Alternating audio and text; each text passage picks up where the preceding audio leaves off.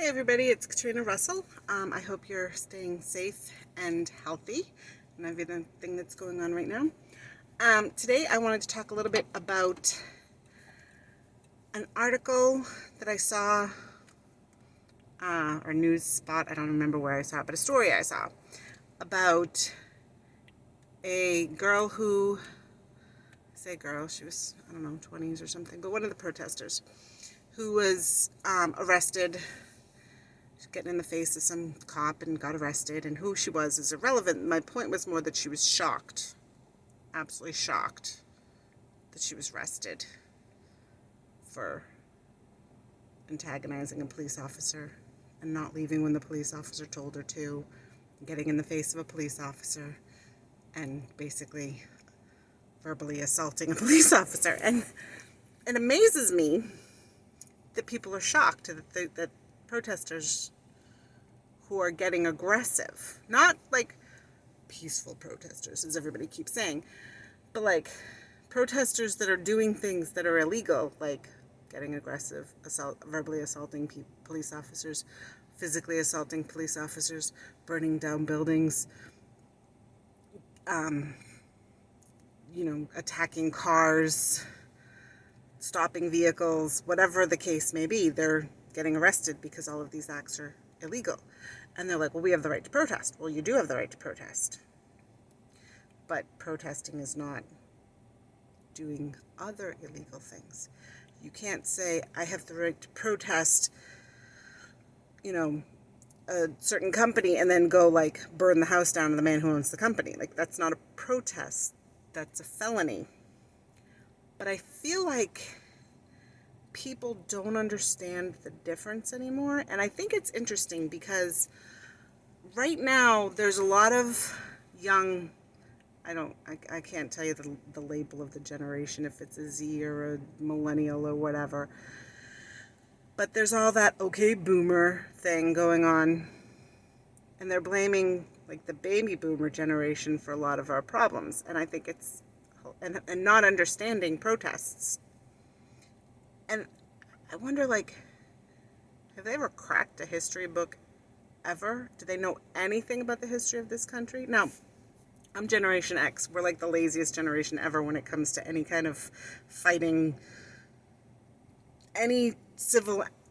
We honestly didn't see anything wrong. We didn't have problems with people. We just lived our life and didn't give a shit. Our biggest concern, I saw a meme with all this stuff, and it was like Generation X's big fight was like, Die Hard is a Christmas movie, man. It's like, that's really who we are. We didn't care. Everything was fine in our generation. Our parents had to hide under desks because they were afraid of the atomic bomb, and our kids are getting Alice trained because they're afraid of, school shooters. And we were like, playing with cap rocks in the backyard and not watching Stand By Me movies. Like, it didn't matter. We're the one generation that was fine. But my point is, the boomers were the ones that started the civil rights. They were the hippies that were out protesting. They were the ones doing, I don't know if this new generation knows what a sit-in is, but they literally peacefully just sat in places to demonstrate their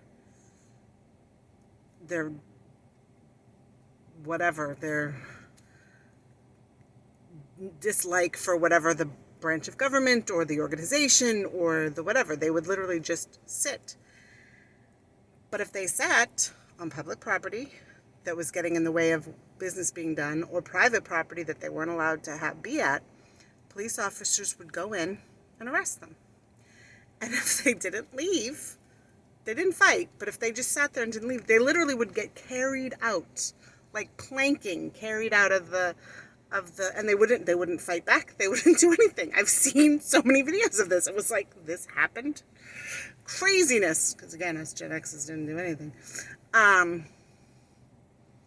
So I find it hilarious. They would get arrested. And you'd always hear about it later on that like, it would be on their like background check that they got arrested.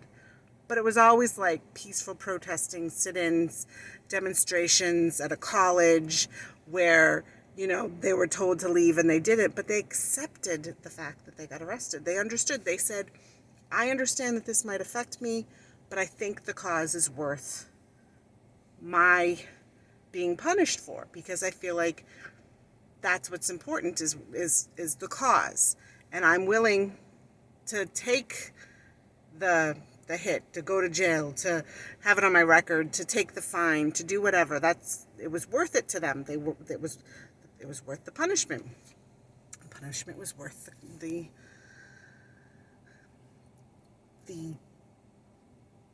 cause that they were fighting for. But that doesn't seem to be the way the kids nowadays feel. The kids nowadays feel like, I have the right to do whatever I want. You have no right to stop me. I think that everyone should have the right to do whatever they want, and no one should have the right to stop me. And I'm not even sure I remember what the cause is that we're fighting for, except that I have the right to do whatever I want. And why are you stopping me? Why are you stopping me from blowing up this building? You don't have the right to stop me from blowing up this building. Yes, they do. Yes, they do. I completely agree that there are things in this country that need to change. Absolutely. And honestly, I've made a video about this before. I did not understand how racist people were in this country until I saw how racist the leftists were and how belittling they are to people of minority categories. It's disgusting, quite frankly, to see how belittling they are to minorities. And how belittling the system treats the system, meaning like the school systems and the education systems, how they like teach white people that black people should be belittled and teach black people that white people are belittling them. And it's just the craziest thing I've ever seen. But again, I was from a generation, they didn't do that back when I went to college 20 years ago. That wasn't the way we were taught.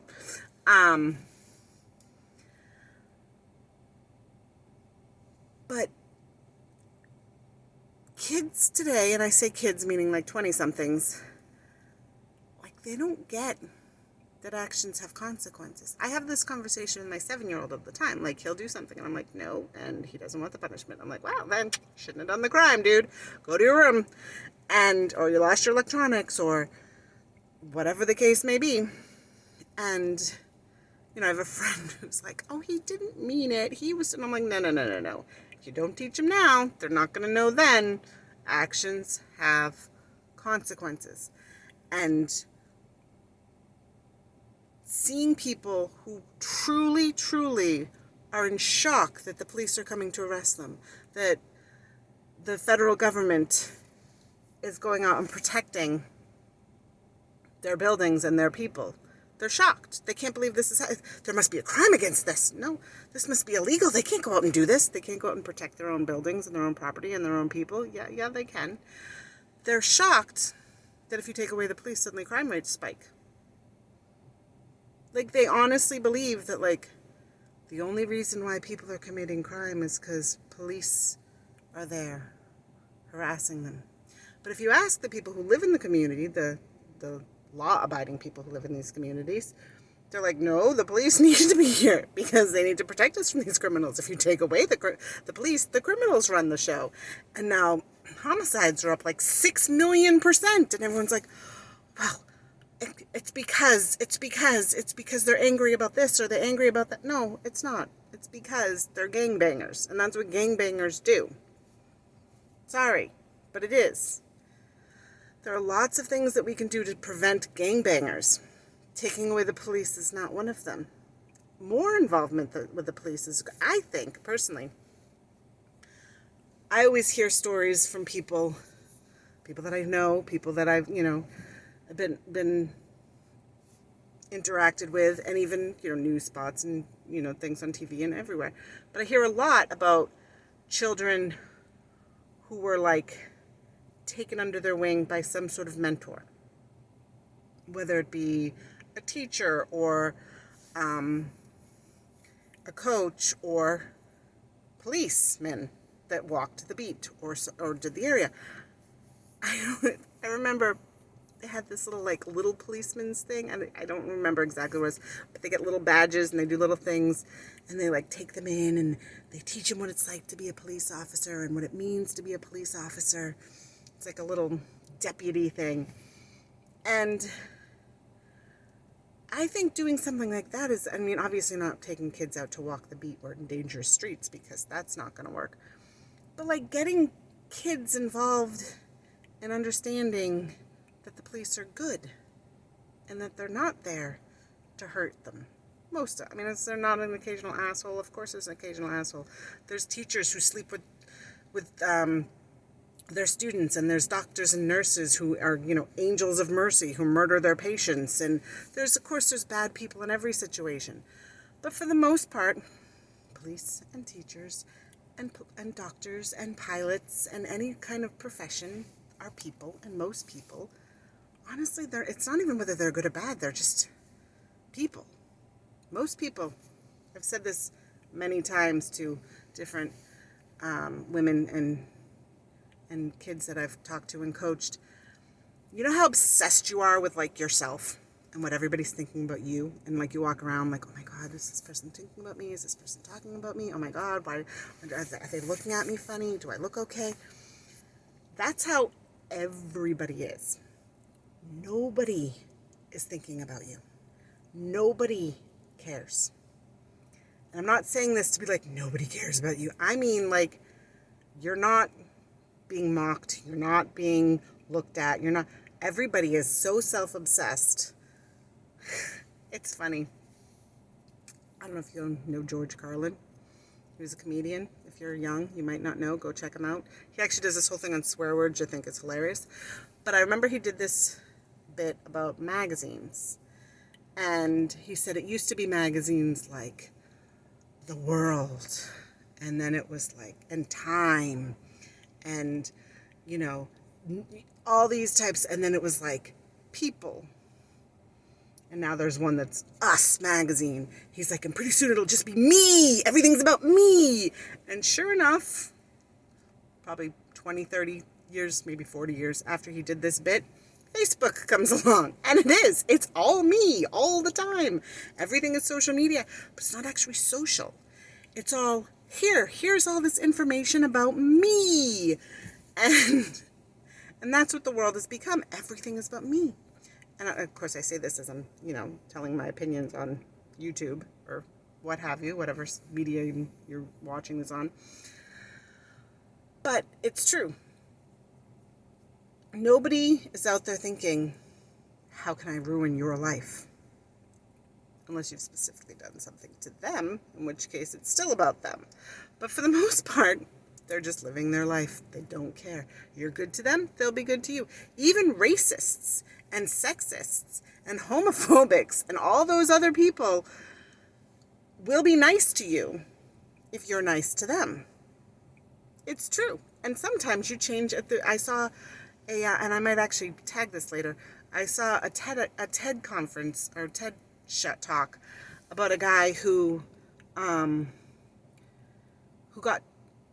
wanted to know about the KKK, and he called up like the grand person, master, whatever, of the KKK, and talked to him and set up a meeting with him, and they got to know each other, and like the KKK, oh, he was a black guy, and the KKK guy and him got to be friends after a while, and it was one of those like, well, he's okay, but, in general, black people are, and then after a while, the guy ended up quitting the KKK, because he was like, okay, well, maybe not all black people are bad, and maybe I'm not all this. And that's how things get repaired. Like I said, the 60s I learned about the 60s, but by my teen years, I kind of knew things. I remember there were TV movies about the first, I think I was in 16 or something, when there was like a movie that came out about the first desegregation of the schools, and I saw that, and it was horrifying to me. Horrifying. I went to a high school right outside of Boston.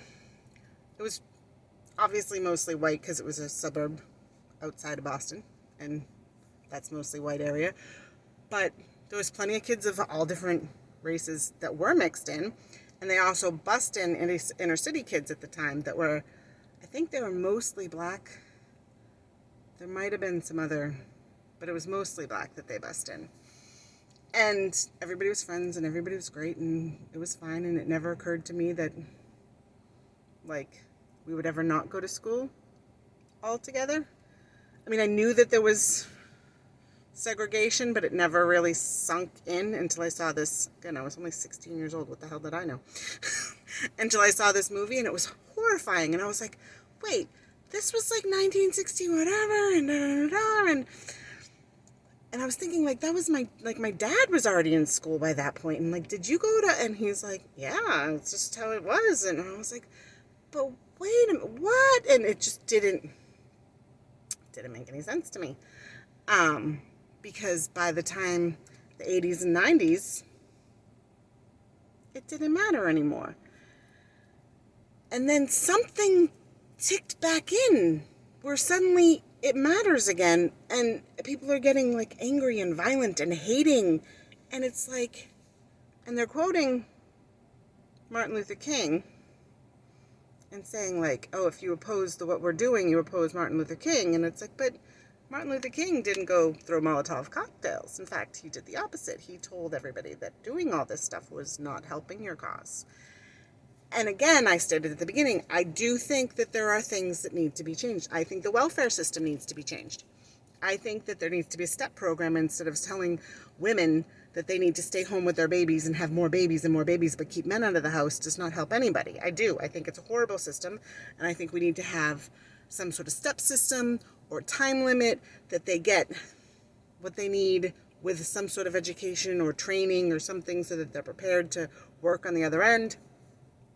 I think that they should give more benefits for like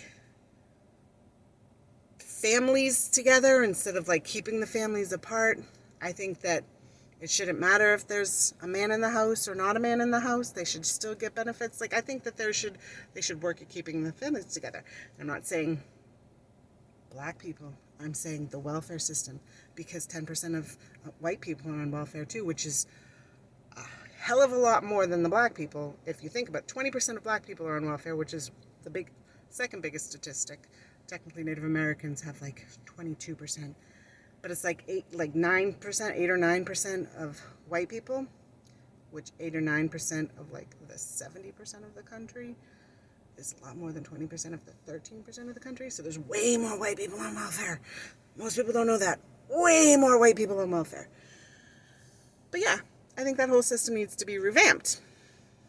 And I think that we need more school choices, like the MECO program that I was just talking about, where kids were bussed in from different places to go to the better school systems.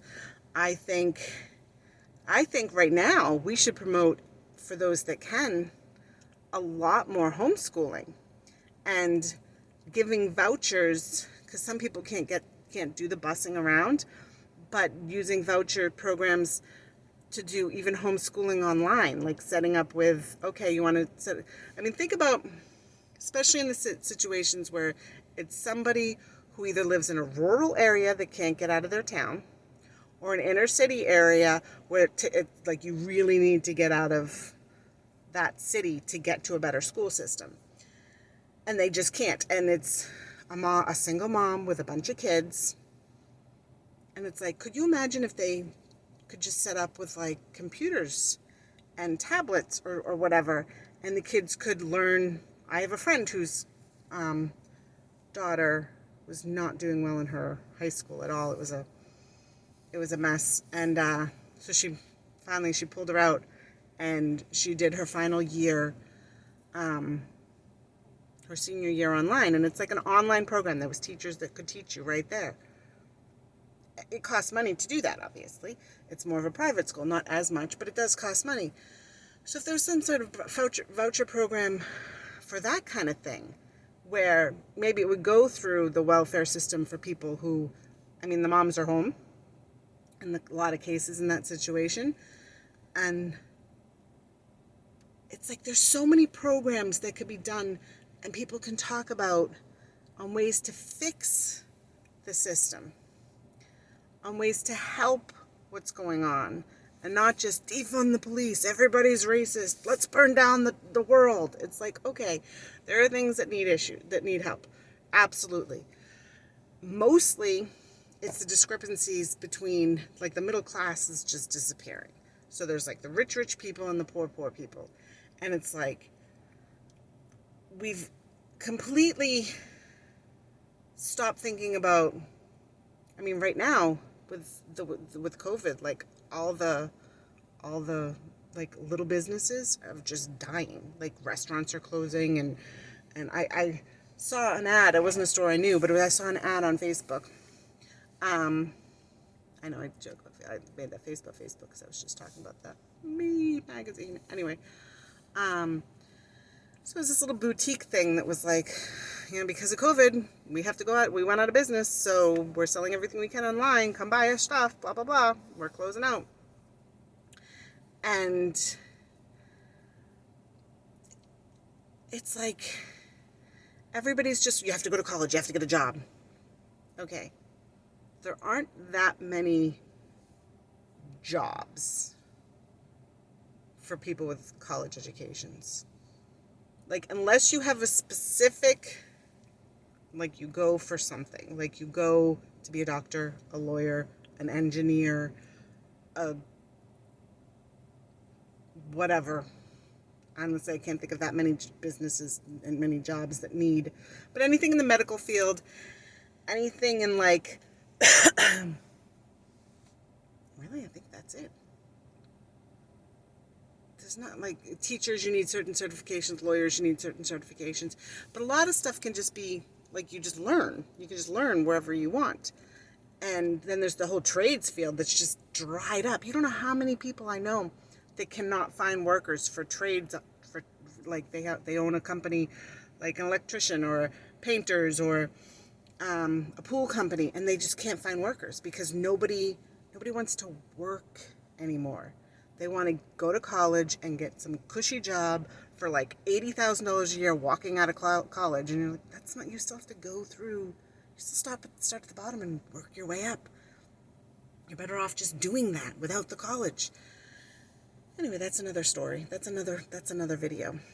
My point is, there's a lot of things that need to be worked on in this country, but it's not going to be fixed by throwing Molotov cocktails.